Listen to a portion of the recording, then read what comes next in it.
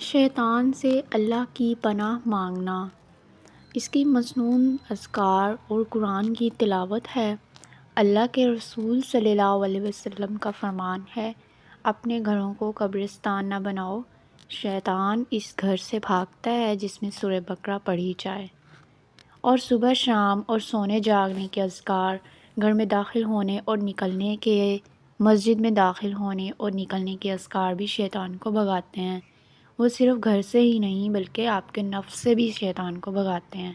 اسی طرح دوسرے ثابت شدہ اذکار مثلاً سوتے وقت آیت الکرسی پڑھنا، سورۃ بقرہ کی آخری 2 آیتیں پڑھنا، اور جو شخص 100 دفعہ یہ دعا پڑھے، لا الہ الا اللہ وحدہ لا شریک لہ لہ الملک ولہ الحمد وہو علی کل شیء قدیر۔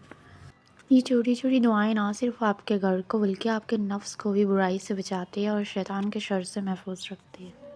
شیطان سے اللہ کی پناہ مانگنا۔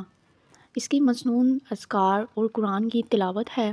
اللہ کے رسول صلی اللہ علیہ وسلم کا فرمان ہے، اپنے گھروں کو قبرستان نہ بناؤ، شیطان اس گھر سے بھاگتا ہے جس میں سورہ بقرہ پڑھی جائے۔ اور صبح شام اور سونے جاگنے کے اذکار، گھر میں داخل ہونے اور نکلنے کے، مسجد میں داخل ہونے اور نکلنے کے اذکار بھی شیطان کو بھگاتے ہیں۔